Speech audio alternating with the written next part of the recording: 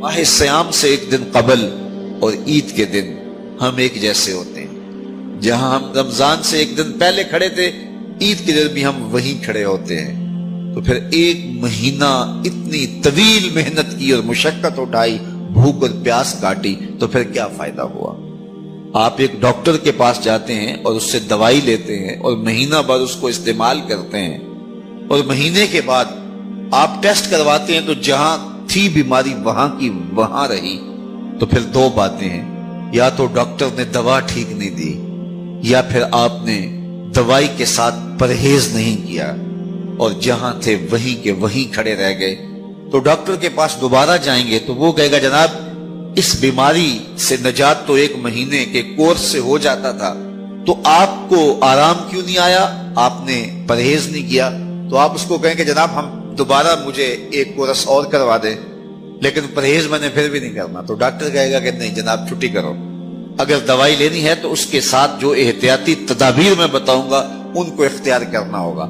لیکن اگر کوئی شخص پھر دوسرا مہینہ کھاتا ہے اور احتیاطی تدابیر اختیار نہیں کرتا اور پھر ڈاکٹر کے پاس جا کہتا جناب آرام نہیں آیا، تو ڈاکٹر پھر اس کو کہے چلو دوبارہ لے لو، تو وہ تیسرے مہینے بھی کھائے، چوتھے مہینے بھی کھائے، ساری زندگی بھی کھاتا رہے، احتیاطی تدابیر نہیں کرے گا تو جہاں صحت تھی وہیں کی وہیں رہے گی.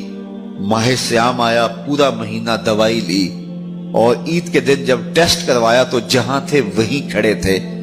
یا تو پھر دوائی ٹھیک نہیں ہے، میرے رب کی دوائی کس طرح ٹھیک نہیں ہو سکتی؟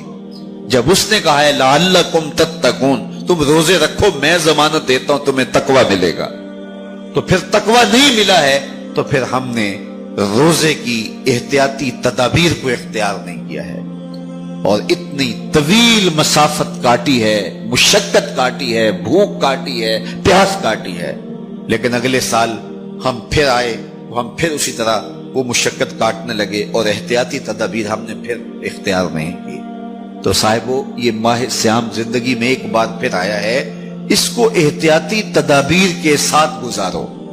من لم یدع قول الزور والعمل به فلیس للہ حاجۃ فی یدع طعامہ وشرابہ. کہا جو جھوٹ اور جھوٹے امور اور کام نہیں چھوڑتا اس کے بھوکا اور پیاسا رہنے کی کوئی ضرورت رب کو نہیں ہے. وہ روزے کے ذریعے سے تمہاری تہذیب نفس کرنا چاہتا ہے، تمہارے من کو سنوارنا چاہتا ہے، تمہارے اندر کی غلاظتیں دور کرنا چاہتا ہے، لیکن تم اس کو احتیاطی تدابیر کے ساتھ لینے کے لیے آمادہ نہیں ہو. تو کاٹتے رہو، ہر سال مشقت کاٹتے رہو. 40 سال 45 سال 50 سال ہو گئے روزے رکھتے. ہر سال یہ ہوتا ہے کہ 29 شعبان کو جہاں کھڑے ہوتے ہیں 1 شوال کو بھی وہی کھڑے ہوتے ہیں. تو پھر کیا فائدہ اتنی مشقت اٹھانے کا؟ تو ماہ سیام زندگی میں ہمیں ایک بار ملا ہے، ایک بار ذرا اس کو احتیاطی تدابیر کے ساتھ گزار کے دیکھیے تو آپ دیکھیں گے کہ یہ روزہ کس طرح من کے اندر روشنیاں ڈال دیتا ہے اور کس قدر تقوی کا نور نصیب ہوتا ہے. تو زندگی میں اس ماہ نور، ماہ سیام رمضان المبارک کو پوری احتیاط کے ساتھ، پورے حزم کے ساتھ اور جو بتائے گئے اصول و ضوابط ہے ان کے ساتھ گزاریے. آنکھوں پہ بھی پہرا بٹھائیے، خیالوں پہ بھی پہرا بٹھائیے، سوچوں کو بھی آوارہ نہ ہونے دیجیے، رزق بھی پاک لیجیے، اور زبان پر بھی کوئی ایسا جملہ نہ آنے پائے جو رب کی ناراضگی کا سبب ہو.